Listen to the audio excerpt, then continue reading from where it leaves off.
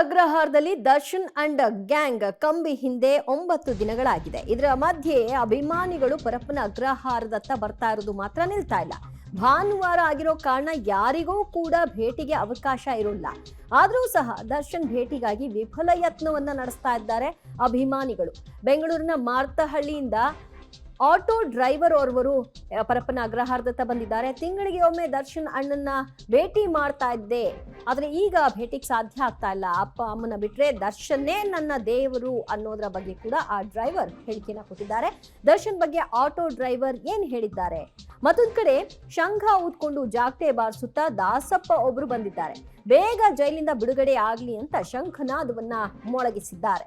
ತುರುವೇಕೆರೆಯಿಂದ ಬಂದಿದ್ದಂತಹ ಗೋವಿಂದ ರಾಜು ಅವರು ಕೂಡ ದರ್ಶನ್ ಅವರ ಅಭಿಮಾನಿ. ಸೊ ಹಾಗಾಗಿ ಪರಪ್ಪನ ಅಗ್ರಹಾರ ಜೈಲಿನಲ್ಲಿರುವ ದರ್ಶನ್ ಆದಷ್ಟು ಬೇಗ ಹೊರಗೆ ಬರುವಂತಾಗಲಿ ಅಂತ ಶಂಖನಾದವನ್ನ ಮೊಳಗಿಸಿದ್ದಾರೆ. ನೋಡ್ತಾ ಇದ್ರಿ ಈ ದೃಶ್ಯದಲ್ಲಿ ಜಾಗಟೆ ಇಟ್ಕೊಂಡು ಬಂದು ಅಲ್ಲಿ ಶಂಖ ಓದೋ ಮೂಲಕವಾಗಿ ದರ್ಶನ್ ಅವರಿಗೆ ಒಳ್ಳೇದಾಗ್ಲಿ ಅನ್ನುವಂತಹ ಒಂದಷ್ಟು ನುಡಿಗಳನ್ನ ಅವರು ಅಲ್ಲಿ ಹೊರ ಹಾಕಿದ್ದಾರೆ.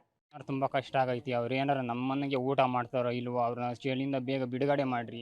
ನಮ್ಮ ಸಾಮಾಜಿಕ ಕಾರ್ಯಗಳನ್ನು ಮಾಡೋರಿ. ಎಷ್ಟೋ ಜನ ಅಂಗವಿಕಲರಿಗೆ ಕಣ್ಣು ಕಾಣದಕ್ಕೆ, ಕಿವಿ ಕೇಳದಕ್ಕೆ, ಶರೀರದಲ್ಲಿ ಕೆಲಸ ಮಾಡ್ಕೊಂತಾರ ವ್ಯಕ್ತಿಗಳಿಗೆ ಕೈಲಾದಷ್ಟು ಸಹಾಯ ಮಾಡೋರಿ. ಅದು ಯಾರೂ ಹೇಳೋಕ್ಕಾಗ್ತಿಲ್ಲ. ನಾವು ಅವ್ರು ಹುಟ್ಟಿದ ಹಬ್ಬಕ್ಕೆ 2 ಸಲ ಹೋಗಿದ್ದೀವಿ. ಅದು ನಮ್ಮ ಹ್ಯಾಂಡಿಕ್ಯಾಪ್ಗೆ ಸಹಾಯ ಮಾಡ್ತಾವ್ರಿ ಅನ್ನೋದು ನೋಡಿ ಹೋಗಿದ್ದೀವಿ. ನಾವು ಅವ್ರ ಜೊತೆಗೆ ಹೋಗಿದ್ದೀವಿ, ವಿಶ್ ಕೊಟ್ಟಿದ್ದೀವಿ.